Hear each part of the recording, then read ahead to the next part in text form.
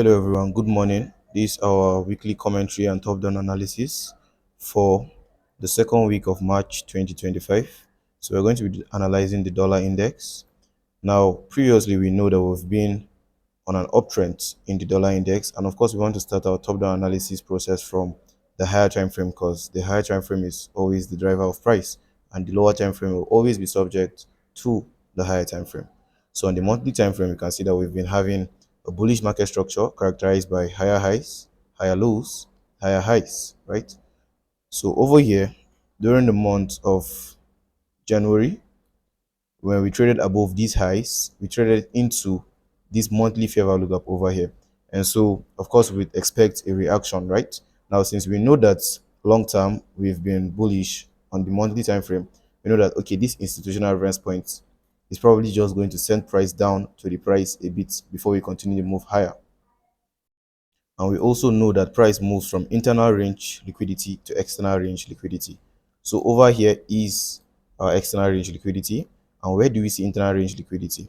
On the monthly time frame, our area of significance is below here. Why is that? Because if we were to establish a range from this low to this high, we can see that this is 50%. But specifically, where's an internal range liquidity that has a draw on liquidity? Yeah, which is right over here. So we have an old low over here, and we have a fair value gap sitting here on the monthly. So it's a draw liquidity essentially because it's a fair value gap that has an old low residing above it. So price would want to take out this liquidity, trade into this internal range liquidity, and continue higher. That's our view on the monthly time frame. However, we do see that short term over here, when price took out liquidity over here and broke structure above here, we are presently returning into a fair value gap, still on the monthly. So of course, we know that we'd also be expecting a reaction, so we want to like highlight it and keep our eyes out for what might happen over there. So we now want to head over to the weekly time frame. Now on the weekly time frame, we see this is the monthly fair value gap we outlined, and we confirmed a bearish market structure on the weekly when this happened. So we had this high that formed this low, and the next high was unable to trade above this previous high. We call that a failure swing in smart money trading, right? So after this formation of failure swing, we had a mitigation block low right over here that price returned into towards the second and third week of February. And from there, especially last week, we saw a massive drop on the dollar index, right? So over here, we can see this is the monthly fair value gap we outlined. This is the monthly sell side liquidity we outlined. So we're expecting that price will keep going lower, but we cannot ignore the fact that there's this monthly fair value gap over here that could send price to reprice a little bit to the bullish side before going lower.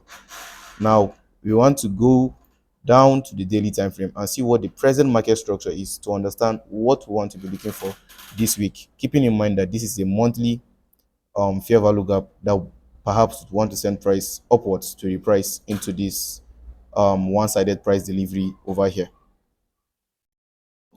So on the daily time frame, we've seen that we've been characterized by a bearish market structure, which has the elements of a lower low, lower high, lower low, lower high, lower low. So this is the range that we formed, last week. This bearish range over here, and so we would expect that because we know price moves from external range liquidity to internal range liquidity. We would expect a repricing into at least about 50% of this range. Now we do see this fair value gap over here on the daily time frame, which is in confluence with the weekly time frame fair value gap right over here.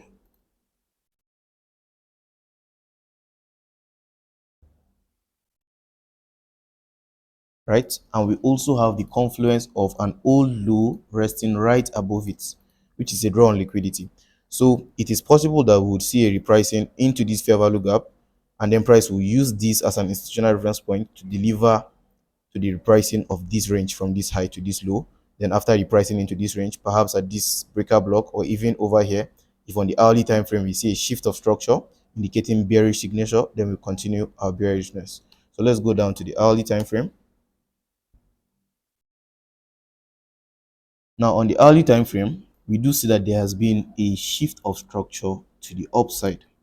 So a sweep of liquidity, and a shift of structure right over here, right? So it is possible that price might want to start going upwards from this position, but then it's also very possible that this would be used as an inducement, as early buys, so that people will come in and then price will now want to go lower, trade into this because this is pretty big. That price might be calling it. So use this as inducement, right? Or engineer liquidity, trade into this and then keep going higher to reprice into that range that we formed last week. So you want to just pay attention to all these higher time frame institutional reference points, keep them in mind, and not just work with the market structure on the hourly time frame, because you need to understand that the higher time frame is the driver of price. And so whenever you are in line with a higher time frame institutional reference point and a lower time frame market structure in the same direction of that higher time frame institutional reference point, that is when you are under high probability trade setup scenarios. So right now, um, we're going to sit on our hands and wait to see what the market delivers. So the final thing, or it should actually be the first thing you do when you come to the markets on a Monday morning or Sunday, is that you want to head over to forexfactory.com to check all the news events that will be affecting the pairs that you trade. So in this case, we just analyze the dollar index. So we want to check all the high impact news events that could, impact our trading. So we see that on Tuesday, we're having the Jobs job opening by 2 p.m. On Wednesday, we're having CPI. So you, of course, you want to keep that in mind as you trade because the market is going to be volatile. And on Thursday, we're having the core PPI and PPI and unemployment claims. If you're trading GBP, you can see we're going to be having the gross domestic product news release.